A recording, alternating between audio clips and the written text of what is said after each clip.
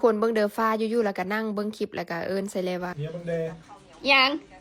งเฮ็ดอาหารนี่ให้เดย์อาหารอย่างเงี้ยเฮ็ดอาหารให้เด้เฮ็ดอันนี้ให้กินเด้เพิ่นว่าแล้วก็ย่างไปเบิ่งว่าแม่นหยังทุกคนที่จริงแล้วแม่นเพิ่นไปเห็นคลิปครัวลิงเฮ็ดผัดไก่ใส่เจียวสีส่วนนะเพิ่นอยากกินทุกคนเพราะเพิ่นมักกินสีส่วนอีดาเพิ่นก็บอกว่าลูกก็อยากคือกันเพิ่นว่าแล้วก็เลยบอกว่าโอเคคันอยากแล้วพาออกไปซื้อไก่เฮ็ดให้กินเฮาก็เลยออกมาพาไปซื้อไก่อยู่ซุปเปอร์มาร์เก็ตใกล้ๆเฮือนนี่แหละทุกคนแล้วออกมาแล้วก็เห็นเค้กแล้วอยากกินเค้กบัดนี้ทุกคนอยู่ซุปเปอร์มาร์เก็ตนี่น่ะอีหยังก็แซ่บหมดแล้วอยากกินแล้วก็ไปเห็นโมโจกโมจิเห็นกระแลมก็อยากกินฟ้าก็หายว่าควบคุมตัวเองเด้เพิ่นก็เลยโอเคควบคุมตัวเองแล้วแต่ว่าเค้กนี่อดบ่ได้แท้ๆทุกคนมันแซ่บๆมันเป็นเค้กลาเต้นะแล้วจะมักกินเค้กลาเต้สุดๆได้ทุกคนมันแซ่บนะมันเป็นแบบหอมๆลาเต้มาฮอดแล้วก็บ่ฟ้าวเฮ็ดเลยครัวไก่หันที่มากินเค้กก่อนทุกคนกินแท้กินหวา3พอไม่รู้แล้วบัดกินเค้กแล้วล่ะแล้วก็สิมาเฮ็ดครัวไก่ใส่เจียวสีส่วนหั่นมื้อนี้เลยใส่เป็นปีกไก่เนาะแล้วก็ขาไก่ตัวน้อยๆก่อนสิเฮ็ดแล้วก็จะเอามาคั่นเกลือละลางน้ำดีๆก่อนเพราะว่าไก่อยู่พี่ไก่พันธุ์ก็เจ้าอยากมีกลิ่นนะทุกคนแล้วก็บ่ฮู้สิอธิบายเนาะได้มันเป็นกลิ่นแปลกๆนะล้างไก่ไว้แล้วก็มาตำหอมแดงกระเทียมแล้วก็มักเผ็ดหลังจากนั้นก็เอาเส้นเสส่วนมาต้มไว้พอแล้วสิใส่เส้นนำต้มเส้นเสส่วนไปจนมันสุกแล้วก็จะเอาไปพักไว้แล้วก็จะมาเริ่มคั่วไก่เลยบัดนี้แล้วคั่วไก่นี่ก็จิมักบ่คือกันเนาะก็สิสูตรไผสูตรลาวและหันสิเฮ็ดอีกสไตล์นึงหลายๆคนก็สิใส่หลายแนวต่างกันไปแต่ว่าเลยเฮ็ดสูตรนี้เพราะว่าฟ้าหันมักกินหอมบ่ใหญ่ก็สิใส่หอมบ่ใหญ่เอาคั่วเครื่องจนมันหอมแล้วก็ใส่หอมบ่ใหญ่ลงไปคั่วกับใส่มักเผ็ดคั่วจนพอมันสุกหน่อยนึงแล้วก็จะเอาเจลเสส่วนใส่ลงไปเจลเสส่วนมื้อนี้แล้วสิใส่หลายแนวปนกันทุกคนจะมีแบบกายกโปเด้กาตุปลาเด้กาตุกุ้งเด้เนาะเอามาผสมกันแนวละน้อยเอาเจลใส่ผสมกันแนวละน้อยแล้วก็สิพาดไปจนมันหอมดีแล้วก็จะเอาไก่ลงเลยไก่นี่แล้วคั้นเกลือแล้วก็สิงามซะทุกคนแล้วก็กินกับบ่เหม็นหลายเอาไก่ใส่ปึ๊บแล้วก็สิคั่วไปแล้วบัดนี้คั่วให้มันเข้าซอสดีแล้วก็ปรุงรสหน่อยนึงเจลเสส่วนมันสิเค็มอยู่แล้วหั่นน่ะแล้วก็เลยสิปรุงใส่แต่น้ำตาลกับแป้งนัวหน่อยนึงแล้วก็พอหลังจากนั้นแล้วก็สิคั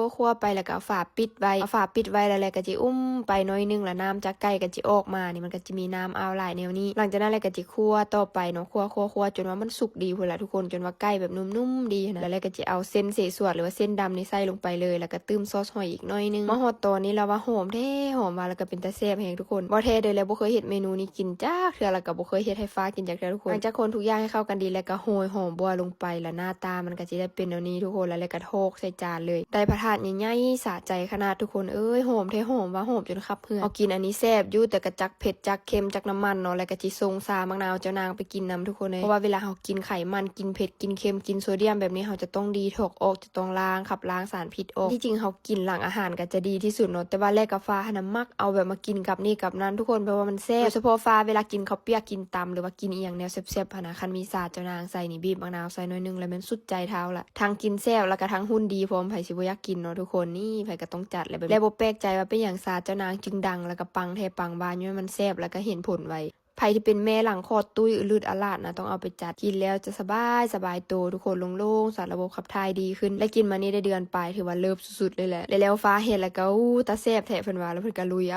อาทุกคนกินไปคำที่นึงเท้ากระจมว่ามันเผ็ดได้เพิ่นว่าเผ็ดถ้าว่ามื้ออื่นสิไปเวียกสิไปเนาะใดแต่ว่าอันจมเผ็ดน่ะก็จมคือซื่อๆดอกทุกคนมันแซ่บเด้เท้าก็กินเอาเด้อบัดนี้เห็นหลายๆคนเฮ็ดก็บ่ได้ใส่เส้นเนาะแต่ว่าเล่นนี่สิใส่เส้นได้ทุกคนเพราะว่าแล้วก็ฟ้ามักกินเส้นแห้งเฮ็ดคั่วไก่ใส่เจียวใส่ส่วนแต่ว่าเอาเส้นลงไปนำนี่ป้าเลิศเลยทุกคนกูนะกินอันนี้เผ็ดแซ่บๆแล้วเพิ่นก็หูดซาใส่โอ้จะเป็นเข้ากันคักเพิ่นว่าของฟ้านะแล้วจะบีบมะนาวหลายๆหน่อยนึงทุกคนแบบส้มๆคักๆเลยแหละเท้ากินก็จะแบบโอ้ถึกใจแล้วเมนูนี้หั่นน่ะแล้วไปอยู่ใส่มาทุกคนแล้วก็บ่เคยเฮ็ดกินจักเทื่อแบบมากินหั่นน่ะแล้วว่าติดใจเอาแท้ว่าแซ่บมันก็สิเป็นฟีลกินเสส่วนแต่ว่ามันจิต่างเนาะทุกคนอันตัวคั่วเนี่ยมันสิหอมมันสิแบบบอกบ่ถูกนะมันสิแบบหอมๆมันจะเป็นอีกฟีลนึงรสชาติมัน texture มันจะคล้ายๆกันกับกินจุ่มจีนหรือว่าจุ่มเสส่วนแต่ว่ากับความหอมนี่แหละมันจะต่างแฮงแล้วฟ้าน่ะก็ลักเอาซาเลยไปกินทุกคนมันของตัวเองหมดแล้วก็มากินของแลตื้มได้บัดนี้คือแล้วบอกให้แล้วว่าฟ้าน่ะมักซาเจ้านางแฮงมื้อหน้าจะได้ส่งให้เท้าส่งโหทุกคนแล้วก็ลืมเอิ้นทุกคนมากินอันนี้นำกันมาเด้อทุกคนเด้อลองเฮ็ดคือแลกินเด้อแบบใส่เส้นนำมันนะคักแท้คักหรือว่าใส่ผักนำก็สิได้บ่เนาะทุกคนมื้อหน้าจะเอาผักใส่นำก่อนให้เป็นแบบเสส่วนไปเลยกินไปกินมาพากันบุกแท้บุกว่าซาก็หมดอีหยังก็หมดเบิ่งครัวเสส่วนก็เกือบหมดทุกคนยังน้อยเดียวอันจานใหญ่ๆขนาดแลกับฟ้าน่ะลุยเกือบหมดเลยทุกคนเบิ่งโกงกระดูกเบิ่งฟ้าให้กินหมดหลายเมนูนี้บอกเลยว่า10 เต็ม 10